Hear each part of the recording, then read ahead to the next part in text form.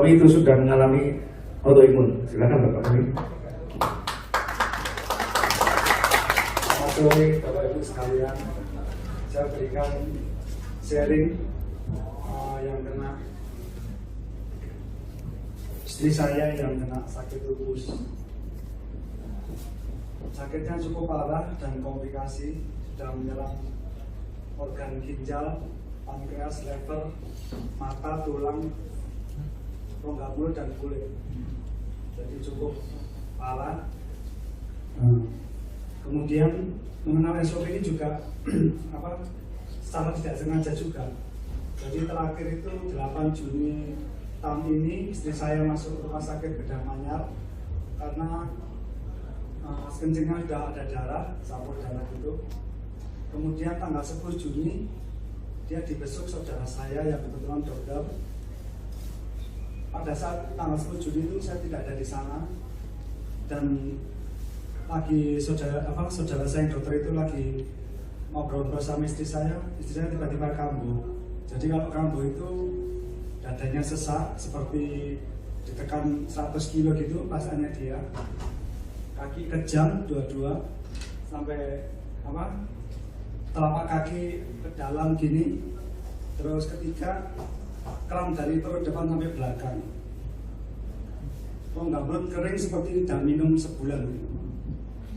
Nah besoknya saya ditelepon sama saudara saya itu ditanya, istri saya sakit apa kok parah gitu. Saya jawab lupus, karena selama ini memang istri saya sakit itu seperti dia malu mungkin ya, depresi dengan penyakitnya yang parah itu. Jadi nggak pernah bilang ke orang-orang kalau dia sakit lupus itu. Kemudian saudara saya yang dokter itu bilang ke saya kalau dia punya obat hebat dari Jepang katanya gitu. Saya dikasih hebat itu, suruh ambil ke rumahnya dia. Tanggal 12 Juni istri saya keluar dari rumah sakit. Tanggal 15 Juni saya baru mengambil SOP itu tadi. SOP, saya tanya bagaimana cara minumnya. Dia cuma jawab ada di boxnya, bisa dibaca sendiri katanya. Dia sendiri juga kurang paham saudara saya, karena dia beli dari pasiennya. Kemudian saya bawa pulang ke rumah, saya kasihkan istri saya, kan di boxnya itu ada tulisan salmon. Istri saya bilang gini, ini kan mengandung salmon. Sedangkan dokter lupusnya dia, Prof. Yono itu bilang ke istri saya kalau sakit lupus, ibu harus stop seafood, segala seafood harus stop. Kedua, bentuknya kan serbuk. Istri saya itu kebetulan ginjalnya cuma satu. Sejak lahir memang ada satu aja. Jadi ya nggak dianggap, ditaruh aja karena takutnya dia mengendap dengan serbuk itu tadi. 2 hari kemudian saya ditelepon lagi sama yang ngasih itu, dokter itu, saudara saya. Gimana udah diminum sama istrimu? Saya bilang, karena saya dikasih gratis, saya kan suka ngomong nggak mau minum gitu. Jadi saya bilang gini aja, oh iya nanti saya tanyakan, nanti saya akan kabari. Sampai di rumah, saya bilang ke istri saya, yang ngasih ini nanyain terus gimana, apa udah diminum belum.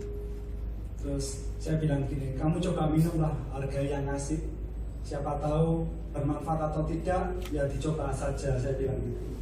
Akhirnya ya mohon maaf Bapak Ibu, istri saya mungkin sakitnya udah sangat parah, setiap hari bangun tidur bukannya seger, tapi sakit semua, mulai lutut ke bawah selalu bengkak, terus wajahnya rusak, keluar seperti gatal-gatal berair gitu, kulit kepala sampai borokan, sampai dia malu untuk potong rambut gitu.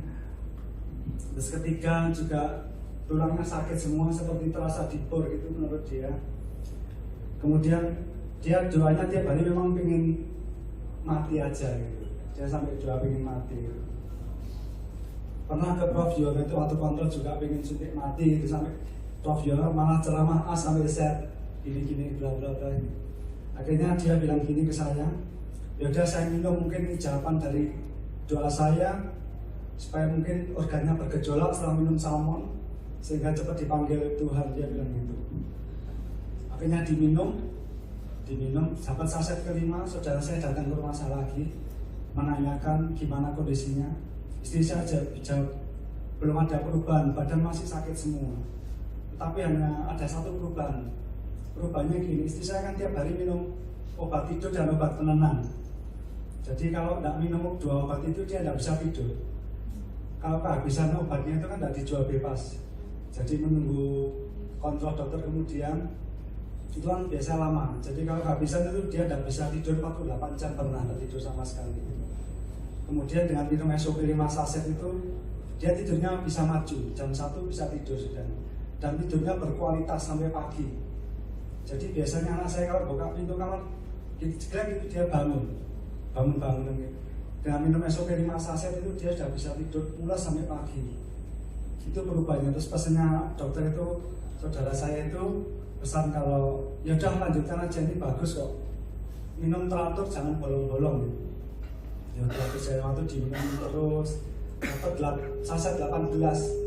Pagi-pagi dia bangun tidur tuh ngomong sama saya, kok sakit tulangnya itu kok tidak ada, kok hilang itu, seperti ada yang ngangkat sakitnya gitu. Terus kedua, dia mulai bisa menatap sinar matahari dari dalam rumah.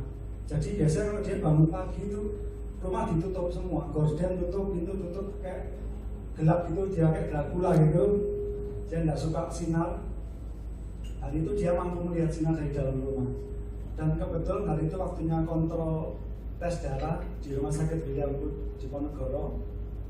Nah waktu itu biasanya kebiasaan saya memang saya parkir di RKZ, nanti saya daftarkan dia ke William Booth.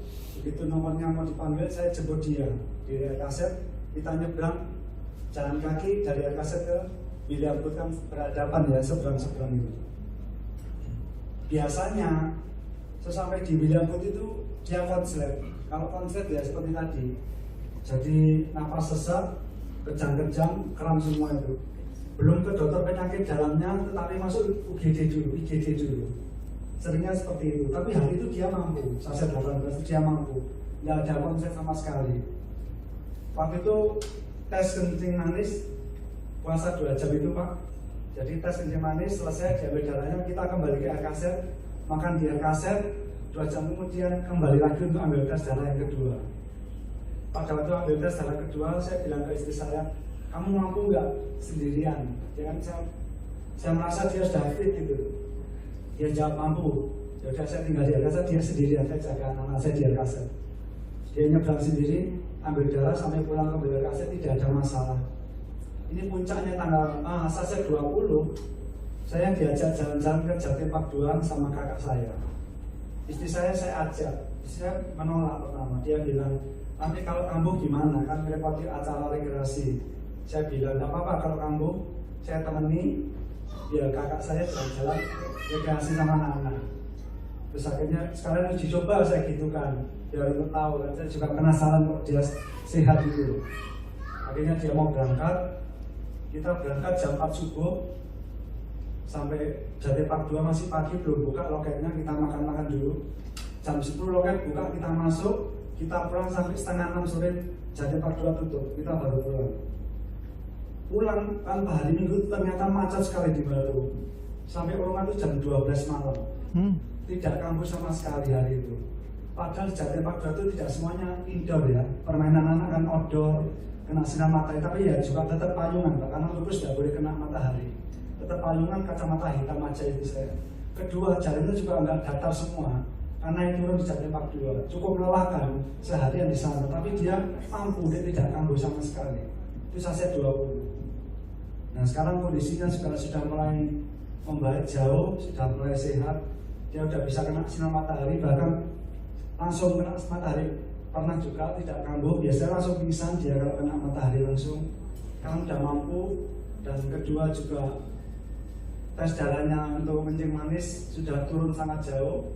Yang semula 485, terakhir ini cuma sekitar 101, 94, 97, 115, sudah normal lah. Jadi mungkin pankreasnya sudah bisa produksi insulin alami kira-kira gitu. Juga LDL-nya yang semula tidak pernah di bawah 160, sekarang menjadi 67, HDL-nya naik. LED-nya turun, LED itu penanda, termasuk salah satu penanda untuk lupus. Dia LED-nya turun. Ya SOP sangat membantu lah, sangat bagus, sangat membantu. Terima kasih.